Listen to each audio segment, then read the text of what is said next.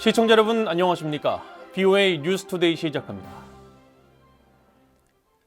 미국 정보당국이 김정은 북한 국무위원장은 핵무기와 대륙간 탄도미사일을 자신의 독재 통치의 보증수단으로 삼으면서 절대로 핵무기를 포기할 생각이 없다고 평가했습니다. 에브릴 헤인스 DNI 국가정보국장은 북한이 미국과 동맹국을 겨냥한 핵과 미사일 역량을 계속 강화하고 있다고 지적했습니다. 첫 소식 이조은 기자가 보도합니다. 미국의 국가정보국장실이 8일 공개한 연례 위협평가 보고서입니다. 북한의 김정은 국무위원장은 거의 확실하게 핵무기와 대륙간 탄도미사일 ICBM을 자신의 독재 통치의 궁극적인 보증수단으로서 보고 있다고 밝혔습니다. 그러면서 김정은은 시간이 지나면 핵보유국으로서 국제적인 인정을 받을 것으로 믿고 그런 프로그램들을 포기할 생각이 없다고 평가했습니다. 에브릴 헤인스 DNI 국가정보국장은 이날 연례 위협평가 보고서를 발표하는 상원정보위원회 청문회에 출석해 계속되는 북한의 핵과 미사일 역량 강화 노력을 지적했습니다. As it continues its efforts to steadily expand and enhance its nuclear and conventional capabilities, targeting the United States and our allies, periodically using aggressive and potentially destabilizing actions to reshape the regional security environment in its favor and to reinforce its status as a de facto nuclear power. 미국의 정보당국은 북한의 핵실험 재개 가능성도 지적했습니다. 김정은은 국가안보구조의 중심축으로서 핵무기 확대와 유지에 여전히 매우 전념하고 있다며 북한은 전술 핵작전을 용이하게 하기 위해 공표한 군사 현대화 목표를 더욱 진전시키기 위해 핵실험을 준비하고 있을 것이라는 분석입니다. 보고서는 또 북한이 핵 역량을 갖춘 미사일 프로그램을 통해 한국군과 영내 미군에 대한 전략적 우위를 확립하려고 한다고 지적하며 북한의 각종 미사일 실험이 계속될 것으로 전망했습니다. 북한의 사이버 프로그램에 대해선 정교하고 민첩한 스파이 행위와 사이버 범죄 및 공격 위협을 가하고 있다고 평가했습니다. 북한의 사이버 전력은 발전했고 미국 내 광범위한 표적군을 포함한 다양한 표적을 상대로 광범위한 전략적 목표를 달성할 수 있는 역량을 충분히 갖췄다는 겁니다. 북한은 또 미국 내 일부 주요 기반 시설망을 일시적이고 제한된 수준으로 교란하고 기업망을 방해할 수 있는 전문성을 보유하고 있을 것이라고 분석했습니다. 정보당국은 또 보고서를 통해 북한이 신종 코로나 바이러스 대응을 군에 의존해 전반적인 군 준비 태세가 감소됐을 수 있다면서도 주요 부대는 여전히 전시 임무 수행 능력을 유지하고 있을 것이라고 밝혔습니다. VA 뉴스 이존입니다. 북한은 평산 우라늄 광산을 지난 30년간 지속적으로 운영해왔으며 이곳이 북한의 핵물질 생산에 중추적인 역할을 하고 있다고 올리 하이노넨 전 국제원자력기구 IAEA 사무차장이 밝혔습니다. IAEA 사무차장을 지낸 올리 하이노넨 스팀슨 센터 특별연구원은 8일 BOA에 북한 평산 우라늄 광산 일부 휴면 갱도에서 채굴 활동이 관측됐다는 보고서와 관련해 일부 갱도의 가동이 잠시 멈춘 것은 최근 몇 년간 있었던 비 피해와 태풍의 영향에 따른 갱도 보수 때문으로 지난 30년간 쉼없이 가동됐다고 지적했습니다. 이어 평산 우라늄 광산은 북한 관련 모든 것의 시작이고 핵무기 생산에 중추적인 역할을 하는 핵심 시설로 계속 주시할 필요가 있다면서 북한이 핵무기 생산량 확대를 위해 더 많은 우라늄 확보가 필요한 상황에서 평산 광산 가동을 늘리고 다른 제3의 광산을 운영하고 있을 가능성이 있다고 관측했습니다. 앞서 미국의 북한 전문 매체 38노스는 7일 보고서에서 북한 평산 우라늄 광산의 주요 갱도와 정련 시설이 여전히 가동 중이며 특히 수년간 휴면 상태에 있던 광산 내 3개 갱도에서 채굴 활동이 재개된 것으로 보인다고 분석했습니다. 주한미군은 오는 13일부터 시작하는 미한 연합훈련 자유의 방패는 연합 방위 태세를 높여 한반도와 동북아 지역의 안보와 안정을 강화할 것이라고 밝혔습니다. 아이작 테일러 주한미군 대변인은 8일 자유의 방패 훈련과 관련한 BOA의 서면 질의에 자유의 방패는 어떤 위협이나 적으로부터도 한국의 주권을 지원하고 방어하겠다는 철통 같은 약속이라며 이같이 밝혔습니다.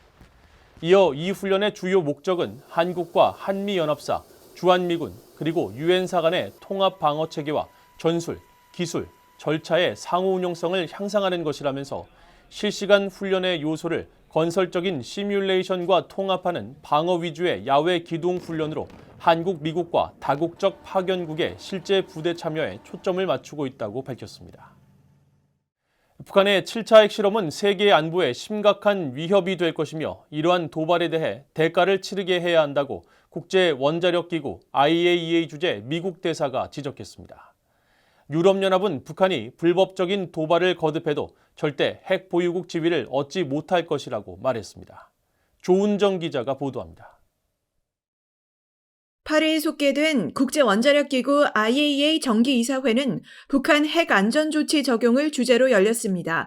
로라 홀게이트 IAEA 주재 미국 대사는 이 자리에서 북한의 핵실험장 활동이 지속되는 정황에 우려를 표하면서 북한은 핵무기 제조를 위한 핵 분열성 물질 생산과 관련한 핵심 시설들을 계속 가동하고 있으며 핵실험장의 갱도와 기반시설 재건 활동도 펼쳤다고 지적했습니다. 이어 북한이 준비 중인 7차 핵실험은 영내뿐 아니라 세계의 안보와 안정을 심각하게 위협할 것이라고 밝혔습니다.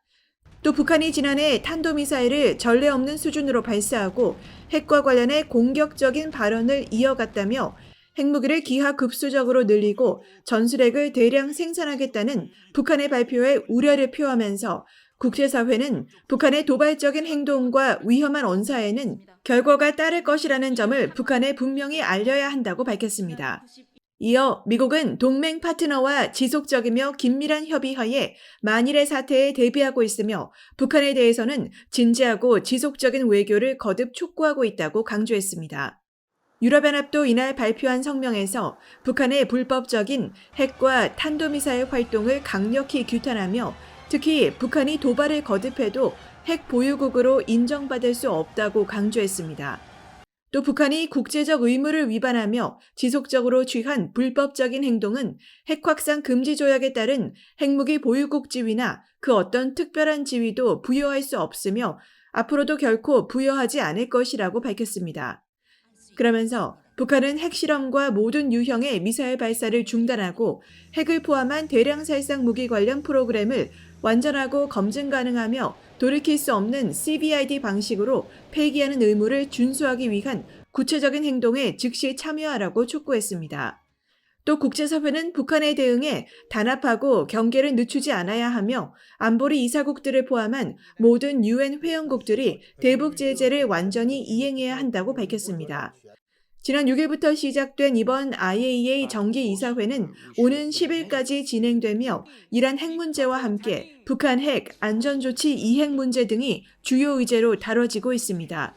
VOA 뉴스 조은정입니다. 북한의 비핵화를 이끌기 위해서는 억제와 단념, 대화라는 이른바 3D가 절대적으로 필요하며 대북전단 금지법은 처벌 조항을 개정해야 한다고 권영세 한국통일부 장관이 밝혔습니다.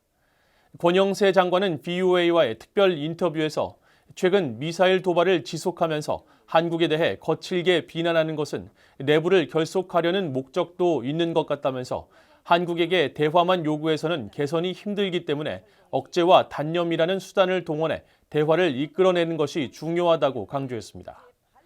또 한반도의 평화를 위해서는 북한 주민들의 알 권리 증진 등 인권 개선이 매우 중요하다면서 전임 정부가 만든 대북전단 금지법 처벌 조항의 개정이 필요하다고 밝혔습니다. 권 장관은 또 한미동맹 70주년을 맞아 미국이 확장 억제 공약을 확실히 보여주는 것이 중요하다며 이는 한국 국민을 안심시킬 뿐 아니라 중국이 북한의 도발을 억제하는 데에도 영향을 줄 것이라고 말했습니다. 아울러 북한 지도부는 현재 상황이 지속 가능하지 않다는 것을 깨닫고 북한의 미래를 위해 전향적 사고를 가져야 하며 엘리트 계층을 포함해 북한 주민들은 자신들의 삶을 바깥 세상과 더 비교할 수 있는 기회를 갖길 바란다고 강조했습니다. 일본 강제징용 배상 판결 문제에 대한 한국 정부의 해법과 일본의 호응 입장에 대해 영국과 캐나다, 독일, 호주가 환영의 입장을 밝혔습니다. 제임스 클리버리 영국 외무장관은 6일 성명을 통해 민감한 역사 문제를 해결하기 위해 노력하고 있는 한국과 일본의 발표를 환영한다며 우리가 공동의 이익과 가치를 지지하기 위해 함께 노력할 때 세계가 더 강하고 안전할 수 있다고 밝혔습니다. 멜라니 졸리 캐나다 외무장관도 7일 성명을 통해 한국과 일본이 오래된 역사 문제를 해결하고 관계를 강화한 것을 환영한다면서 이번 발표는 중요한 이정표로 한국과 일본 국민들을 위해 보다 안전하고 번영하는 미래를 건설하는 데 중요한 진전을 이뤘다고 밝혔습니다. 페니웡 호주 외무장관도 6일 호주의 가까운 친구인 한국과 일본의 협력을 강력히 지지한다며 환영했고 독일 외무부도 7일 트위터를 통해 한국과 일본의 역사적인 발표는 양국을 위한 새로운 길을 열며 인도태평양의 평화와 안정에 기여한다고 강조했습니다. 유엔 인권기구가 세계 여성의 날을 맞아 북한 당국의 심각하고 만성적인 여성 인권 침해를 인정하고 개선 조치를 추진할 것을 촉구했습니다. 서울 유엔 인권사무소는 8일 VOA에 보낸 성명에서 북한 헌법은 여성에게 동등한 권리와 지위를 부여하고 정부는 양성평등이 달성됐다고 밝히고 있지만 북한에서 발생하는 광범위하고 폭넓은 인권 침해는 이미 잘 기록돼 있다고 지적했습니다. 그러면서 세계 여성의 날은 북한 여성들이 직면한 특별하고 독특한 인권 침해에 대해 성찰할 기회를 제공한다고 밝히고 북한 당국은 북한 내 성차별을 인정하고 법적, 실제적 양성평등을 실현할 의미 있는 개혁을 추진해야 한다고 권고했습니다. 이신화 한국외교부 북한인권 국제협력대사도 이날 VOA에 여성의 꽃이라는 등 온갖 미사 여구를 동원하면서도 여성의 권리를 존중하지 않는 북한 정권의 행태를 비판하며 자성이 필요하다고 지적하고 가족의 생계를 위해 일하면서도 가정폭력 등 여러 차별에 시달리고 있는 북한 여성들을 보호하기 위해 한국 등 국제사회는 지원 노력을 더욱 강화해야 한다고 밝혔습니다. 이상으로 VOA 뉴스투데이를 모두 마칩니다. 시청해주신 여러분 고맙습니다.